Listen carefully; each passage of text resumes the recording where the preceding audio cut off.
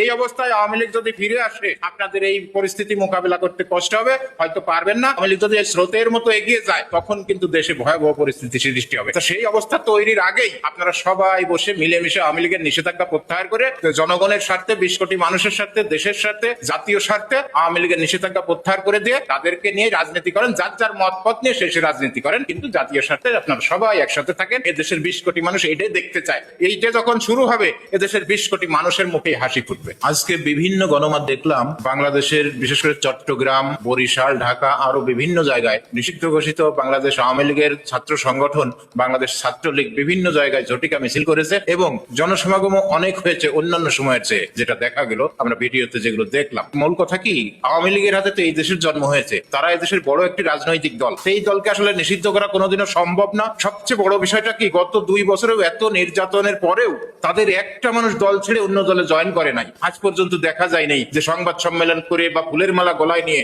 অন্য দলে যোগ দিয়েছে, এরকম কোন রেকর্ড গত 2 বছরে নাই।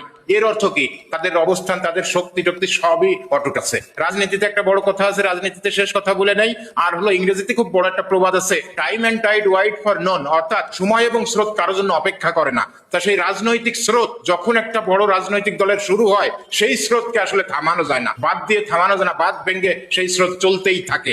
তে দেশে আওয়ামী লীগেরও যখন আবার রাজনৈতিক স্রোত শুরু হবে, এই স্রোত কেউ বাদ দিয়ে আসলে ঠেকাতে পারবে না, এই স্রোত চলতেই থাকবে, এগিয়েই যাবে। এদেশের সাধারণ জনগণও চায় যে এই নিষিদ্ধের বেড়াজাল থেকে তাদেরকে মুক্ত করে দিয়ে সবাইকে নিয়ে যার যার রাজনীতি করেন, কিন্তু সহ অবস্থানের রাজনীতি করেন দেশের স্বার্থে, দেশের উন্নয়নের স্বার্থে। কেউ ভুল ত্রুটি অপরাধ করলে করবে, মানুষই করে, তাদের আইনি প্রক্রিয়ায় বিচার হবে। কিন্তু একটা সংগঠনকে, কোটি কোটি মানুষের হৃদয়ে যে সংগঠন তারা ধারণ করে, সেই সংগঠনকে এটাকে আসলে এইভাবে দমন করা যায় না। এই ঝটিকা মিছিলগুলোর মধ্যে সবচেয়ে গুরুত্বপূর্ণ যেটা, যখন একটা দেশের সংসদ চলে, ওই সংসদ এরিয়ার মধ্যে সবসময় 144 ধারা জারি থাকে। তো সেই 144 ধারা ভঙ্গ করে দেখলাম ওই সংসদ এরিয়ার ভিতরেও বেশ ভালো একটা জনসমাগম সহ তারা একটা ঝটিকা মিছিল করে গেছে।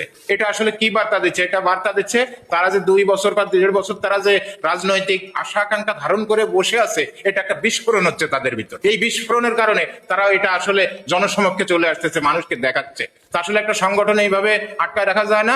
আপনারা বসেন, সবাই রাজনীতি করে দেশের সাথে এগিয়ে যান, এবং এই আওয়ামী লীগেরাই যখন এই যে তারা আস্তে আস্তে সামনে চলে আসতেছে নিষেধাজ্ঞার পরেও, এটা একসময় ভয়াবহ বিস্ফোরণের রূপ নেবে। তখন আসলে এই দেশের অবস্থান আরো ভয়াবহ হবে।